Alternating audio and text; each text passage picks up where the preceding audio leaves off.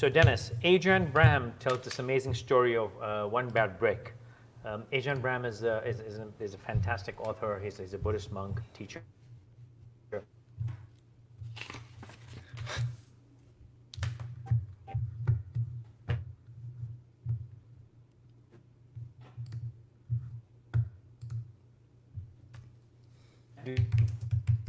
Did these hundreds of bricks, but there was one. That's one bad brick. So his teacher came and told him, why don't you see the 999 perfectly laid bricks? You focus on that one bad brick.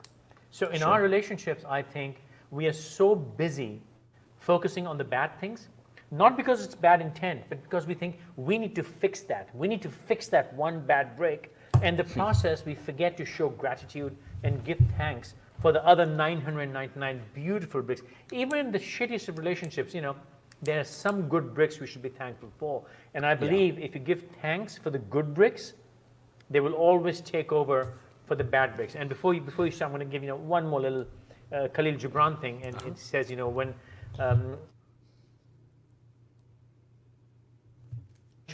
dear die, does not.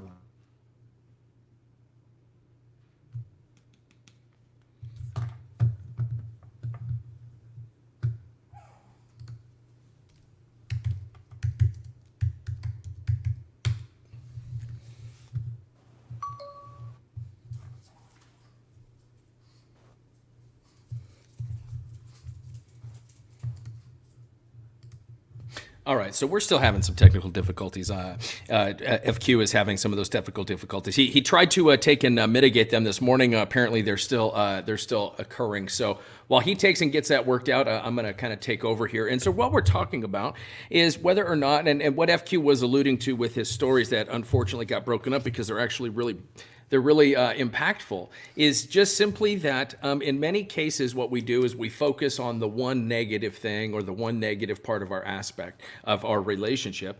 And then what ends up happening is like we like what FQ was saying is that we feel this need to try to fix something. And so, but what I'm going to say is that to that comment, yes, there's a couple of things. One, as far as being thankful, I'm going to say this, and I understand people might not like this comment, but if you're in a terrible relationship, one of the things that like being thankful for certain aspects of a relationship is so that, when you, if and when you happen to get into another relationship, the things that you like. Good to go, FQ? Yeah, I'm still having a bad day with my connection. Hopefully by tomorrow I'll have it fixed, but yeah, I'm with you. Go on.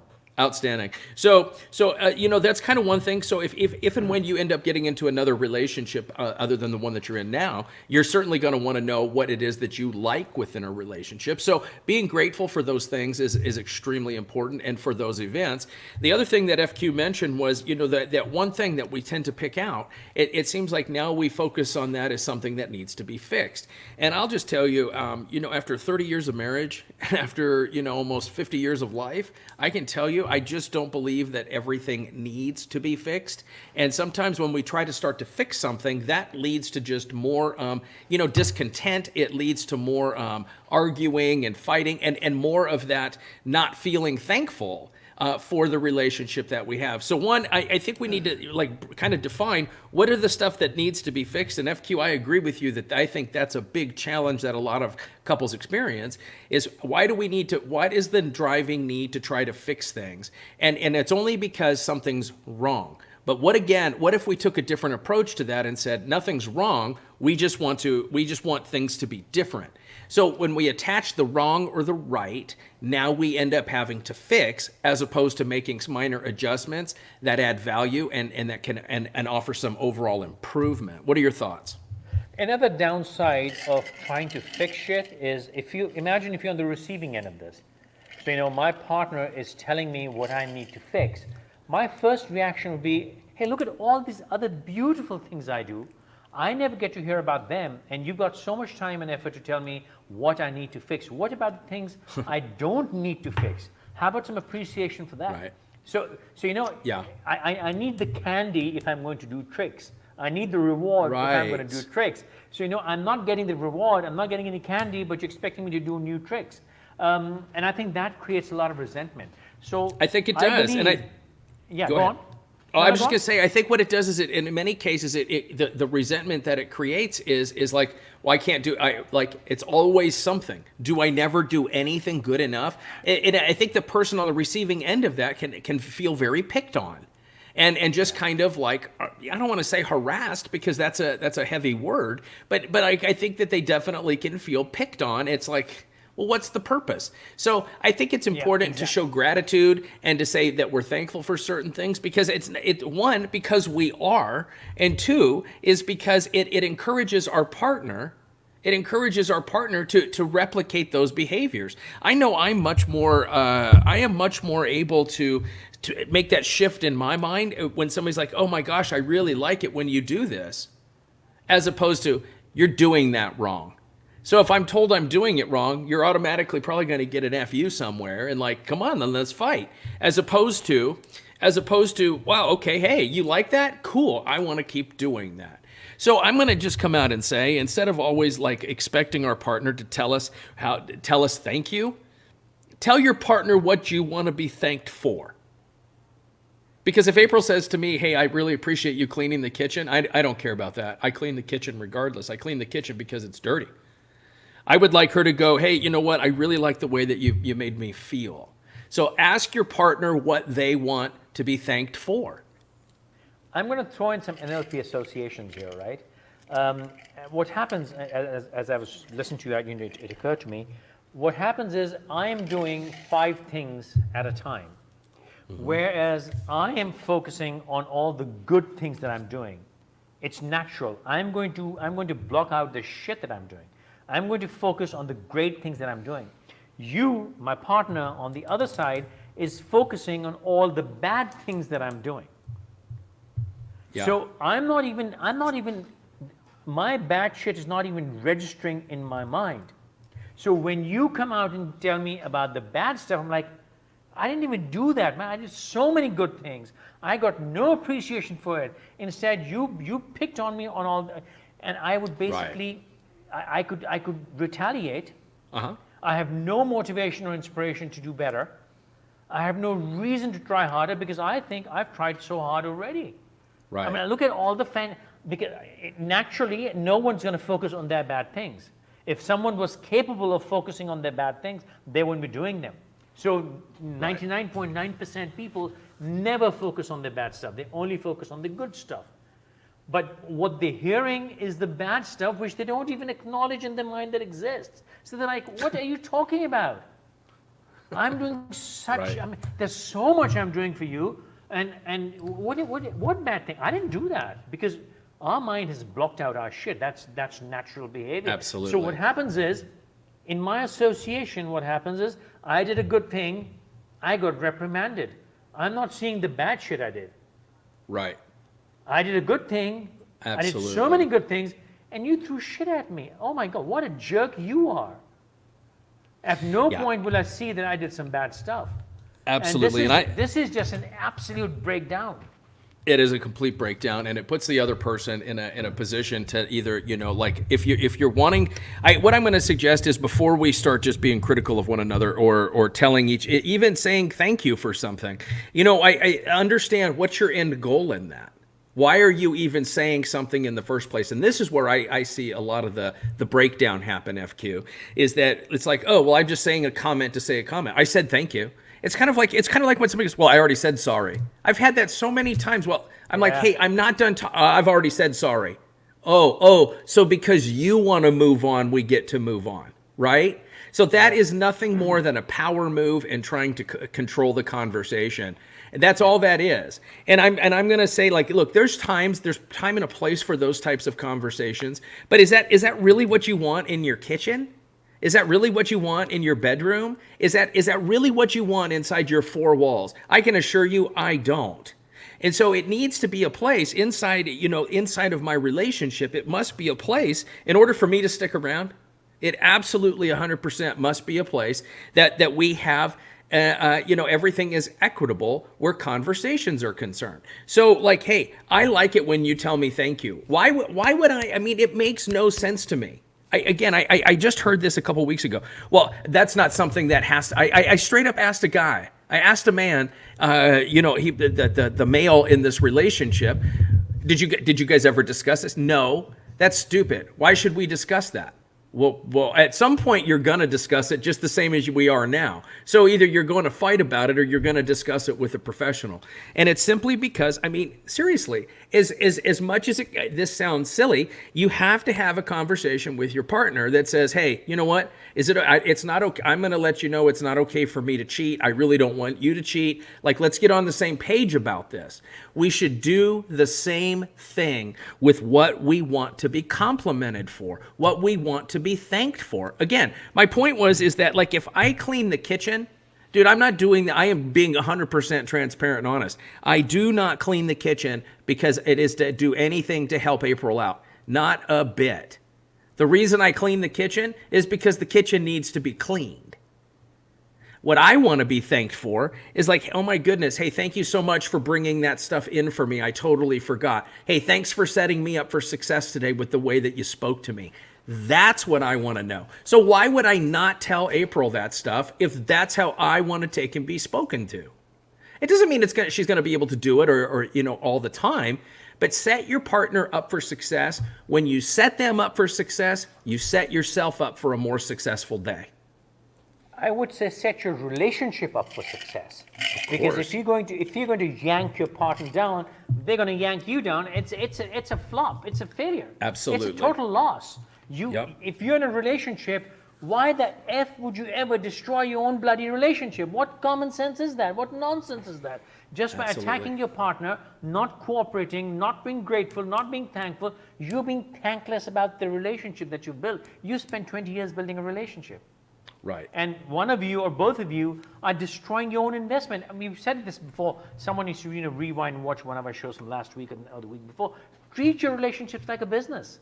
Yes. You know what? We go crazy trying to save our business. Oh, I've spent so many years building this business. I can't let it go. You keep putting in good money after bad money. You'll get a loan, get a second mortgage on your house just to save your business.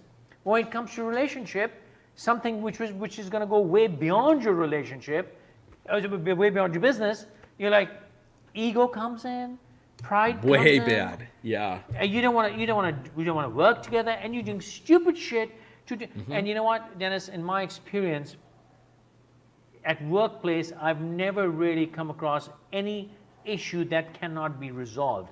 The only issue people have at workplaces is they bring their shit from home to work. 99.9% of the time, you look at a problem at a workplace and you dig deep enough, well, not even deep enough, you just scratch the surface and you'll find out they're having a bad time at home and they're bringing it to work. So you want to build a business? Build your home first. You want to build a life? Absolutely. Build your relationship first. You want to build a career? Get happy at home first. You can't come feel like shit to work and expect to succeed. You will never succeed. No, absolutely. You're setting your whole life up for failure. And coming back to gratitude, I'm going to talk about NLP framing now. If you want to fix something in the other person in a relationship, start by telling them all the phenomenal things they've done, because I repeat, the receiver only focuses on their good side. People don't focus on their own bad side, normally speaking, generally speaking. So if you point out the bad things, they don't even know that exist. And they're like, what the hell are you talking about, man? I'm an angel. Yeah. So you got to say, hey, you're an angel, but you know what? In your wings, you lost one little feather, maybe we can fix it. You are an angel. But if you say, oh, you fallen angel, all your wings are busted, you're a piece of shit, you got to it's not going to work, man. Absolutely. It's never going to work. Absolutely. And it comes down to, to me, it really is when I work with couples, I hear so much arguing and just so much defensiveness. And I understand that to a point when there's hurt involved and hurt feelings. At some point, though, somebody has to take, and just like in business, somebody has to take and be the bigger person. Listen, I mean, I've had to do it where it's like, hey, you know what? Is this really something I can stand my ground, or do I what is it that I want? Well, I want to be able to go to bed. I want to have a peaceful night's rest. So this isn't really worth it. And so I just think that we need a process in place before we approach our partner with anything. One is, I'm going to really strongly encourage people this: tell your partner what you want. Tell them what they want. Tell them what you want. If they're not capable of giving it, then you have to have a different conversation. But tell your partner, that's where it starts. Tell them what you want. And then if they say, hey, you know what, I totally want to do that, then help them be successful in giving them what you want. And be willing to do the same on their behalf. So when they say, well, this is what I want, and instead of taking and making all of these situations a tit for tat, argumentative thing, well, you did this, well, you did this, stop trying to remember timelines of conversation, and hear me closely. If somebody's going to sit there, I'll tell you this every single time. If you'd sit there and go, well, Dennis, he said this, and this, and I'm like, it's in that order. And oh yeah, that's exactly how it was said. I'm calling bullshit on that right now. Don't try to tell me or anybody else, and stop lying to yourself that you remember the order of conversations that happened 2 and 3 days ago after you've created a shit show in your head about it. Yeah. So that's what happens is we talk ourselves into these situations, and in that we take and really engage that ego, and when we engage the ego, all we're trying to do is justify our position. There is no resolution and there is no moving forward, individually or in the relationship. So standing your ground and justifying one's position will always lead, always. And instead of saying it will always lead to conflict, as opposed to hey, you know what? Be honest. I don't want to be in the relationship anymore. Be honest. And that is a big step in the right direction towards being thankful. The reason I'm able to be thankful for certain parts of my relationship and to be thankful for my relationship overall is simply because I do this. One, I've told her how I want to be thanked. Two is that I've also taken and said, you know what? If this isn't a conversation we're going to be having in a year from now, then I don't need to stand my ground or justify my position on it. And I certainly don't need to get involved with, well, no, this is what said this, and this is what was said, and then you walked over to the stove and did something. We're so focused in on what they're doing, as opposed to being resolution focused. We're focused on their behavior, and that's what continues these fights. We're not just focused on their behavior, we're focused on the bad aspects of the behavior. In any situation, they're also doing some good shit, but the problem is we focus on the bad shit. Right. Whereas the other person we ourselves, both individuals, are focused on their own good stuff and the other person's bad stuff. That's natural, it's completely normal, and it's completely disastrous. It's natural, normal, disastrous. Before we go to the question, I want to make one quick comment. Personally, as I've crossed, thank God, thank you. I turned 56 recently, and I think I've realized very late in my life, Dennis, that all the arguments that I had in my life, all the fights that I had in my life, I'm not talking about just love relationships, even work relationships, business. If I look back at my emails from 15 years ago, the urge to respond to every email, the urge to respond to every taunt, the urge to counter every negative comment, the urge and the need, the clinginess to just make sure that you've had your say in a situation, that has caused me the worst losses in my life. Not just romantically, but also economically, professionally, business-wise. Whereas I could have just, kept my head down, done my shit, not given an F what's happening around me, I would have done so much better in life. I'm not complaining. Alhamdulillah, I've done very well. But you know what? There have been so many losses behind me, and I could have avoided them. So my advice to people who still have a lot of life ahead of them, people starting their relationships, careers, please hold back, man. Not everything needs to be reacted to. I'm using the word reacted because that encapsulates response, email, reply, fix. Yes. Everything else, encapsulate in one word, react. You do not have to react to everything. Just freaking let it go, man. Just let it go. It's not worth it. Nothing is worth it. It's really not. And I'm going to just finish off with that as well. And I agree. Most of the time we have an argument, it's simply about us. Anytime it's conflict, and I'll just come right out and say it. My mouth has gotten me into a number of scuffles and a lot of trouble over the years. And I can assure you, my mouth never got me in trouble because I was singing too loud in church. It was always a way to justify my position. And that's what ends up happening, is that we justify our positions, and then all we can see is our perspective. And when we can take that step back and go, oh, hold on. Ego, ego, ego. So you're either serving your partner or you're serving your ego. That's all there is to it. I would let you keep your ego. Be egotistical and say, no one's worth the argument. You don't need to fight with people. You don't need to respond. I agree with that. I mean, Don Vito Corleone, you know what? Never let the other person know what you're thinking. Godfather, gospel, man. I mean, if you're really big, let me polish your ego. You're really big. You're hot shot. Why would you want to engage and argue with people below you? Let it go, man. Right. Let it go. You don't need to. You don't be egotistical. Right. We're not egotistical. We think we're really pieces of shit. So we need to retort to everything, because deep down, you're a piece of shit. If you really thought you were such a hot shot, you wouldn't respond. You'd just walk away. Screw you. I don't need to respond to you. Questions, man, before it gets too late. Yes. So it's kind of interesting. We have something here. Busra, yes, I agree with this. Positive reinforcement. Yeah. As opposed to that, I just like to look at it like I understand the positive reinforcement part. For me, it's setting my partner up for success. If I set her up for success, the relationship will be more successful and I will be more successful as well. So yeah, I agree. Here's the, hey, Rafia, good to see you again. I'm glad you're doing well and able to join us. Let's see. What's interesting to me, action speaks louder than words. You are both chauvinists. I don't even understand what this means. Well, regardless, but we are chauvinists. Yes, all geniuses are. Well, apparently that was kind of the one and done. Because if you go down, there's not any more comments by this individual. Yeah. So it's just, apparently we said something. And, as far as you can't command or tell your partner. Nobody's saying to tell your partner what to do. Samin, that wasn't even what we were discussing. It's not about telling anybody what to do. I certainly wouldn't tell somebody what to do because I don't like being told what to do. So that comment right there is exactly what FQ and I were saying, is that says more about you and the relationship you're in than anything we even have to talk about. I think that spun from when you were saying I want to tell her how I want to be thanked and stuff like that. And I think that got misunderstood. Anyways, no worries. Moving on.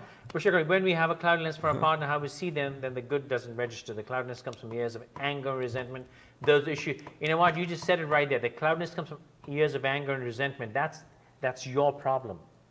If Dennis and I are in a relationship and I'm holding on to anger and resentment, and I justify my attitude because of my anger, because of my anger and my resentment, it's all me. The whole problem is sitting here. I need to let go of my anger and resentment. There are 1,596 quotes about anger, resentment, revenge. You got to work on yourself and let that shit go. There's nothing to resolve. What happened yesterday, I swear to you, it is not today. But if you bring back yesterday, today, it'll become your fucking today and tomorrow. Yeah, it absolutely does. No so regret, Bushra, no fear. Bushra, I just a little something to point out here. No criticism or condescension at all. I love the stuff that you have to say. All I'm going to say is this last line. This is where I get stuck. Those issues should be resolved. So the word "should" is known as a modal operator, and so basically that's saying that it has to be done. What I'm going to suggest is I want these issues to be resolved. That's how you're actually going to make that shift. So words matter. Power of words. So that's all I'm going to say is just one little coachy thing, NLP type of thing right there, is just change that word to those issues should be, or those issues can be resolved. So now you've just changed it to a modal operator of possibility and opportunity instead of a must, will, should, shall.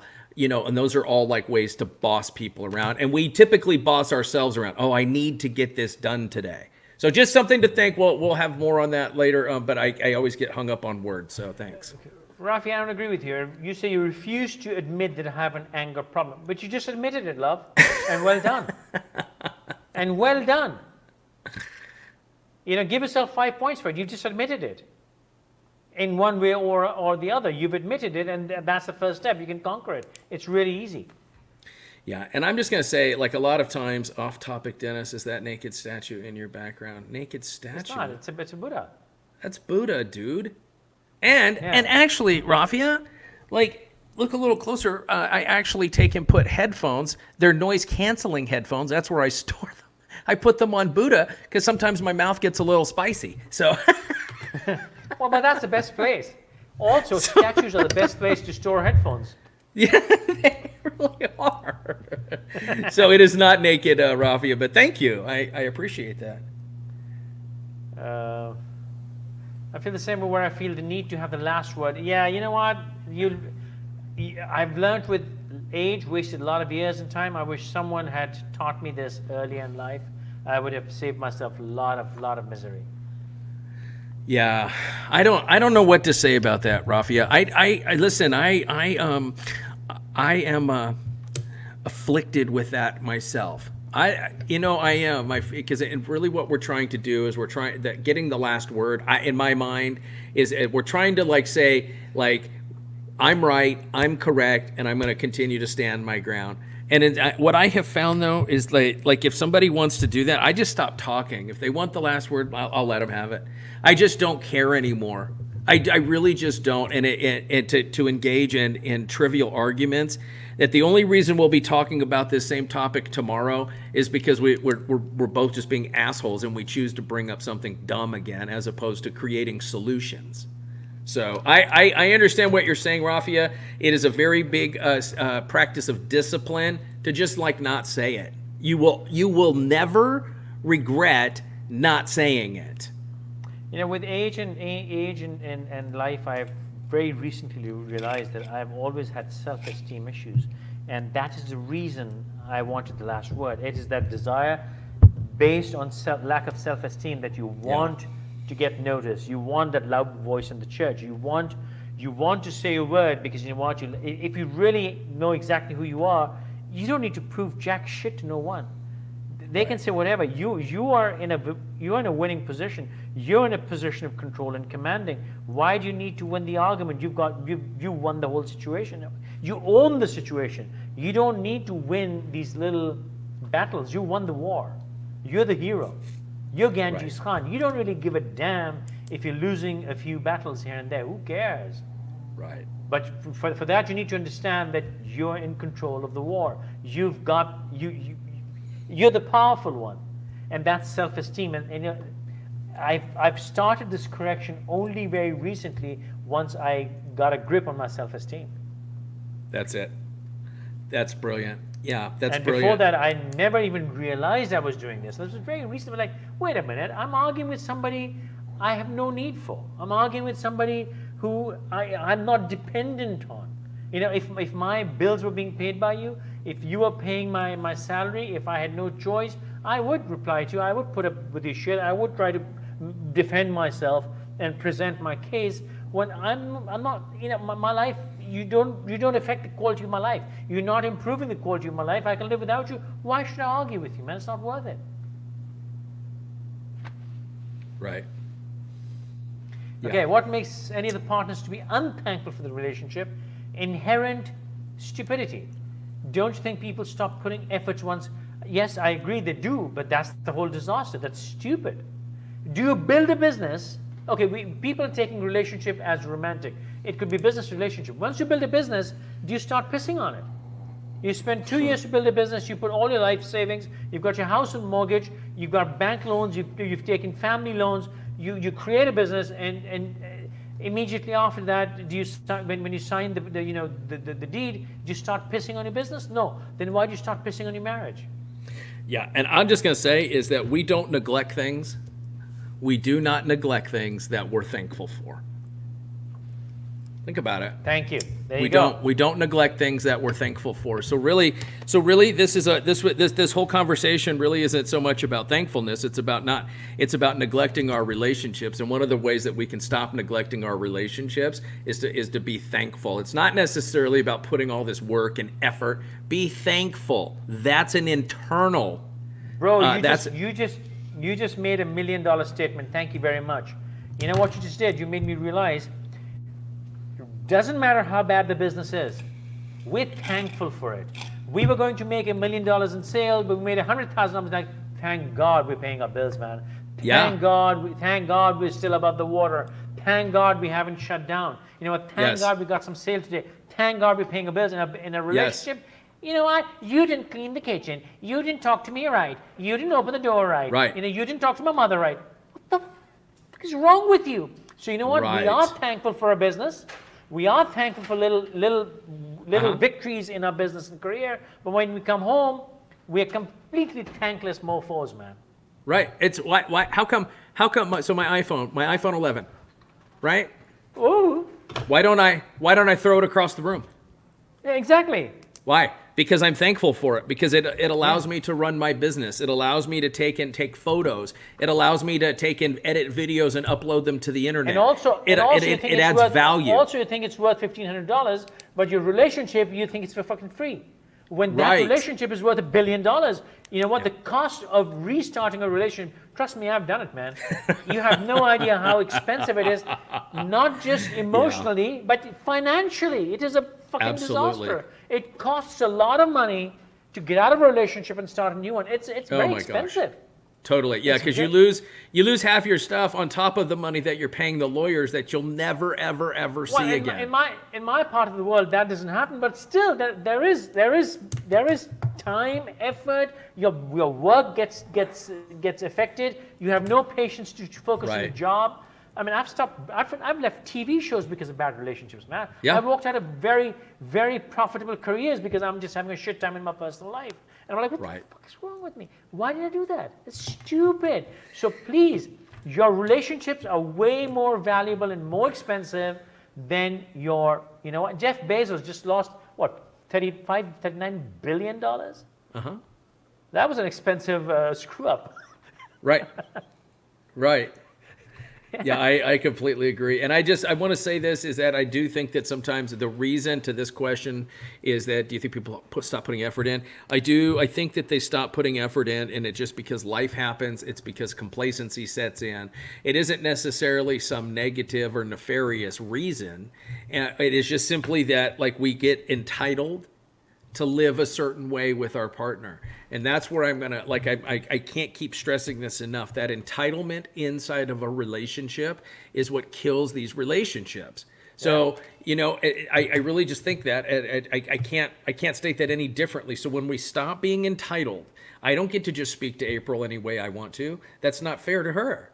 That's not fair to her. If she does that to me, now she's violating the rules of engagement that we've created. So it's always a balancing act. And I get that people don't want to always have to be on with their significant other, but I'm going to suggest if you put more effort into being on, you'll have less conflict, you'll have less controversy, less arguments, and which always leads to a happier existence. I just wanted to take this one last one from Bushra really quickly.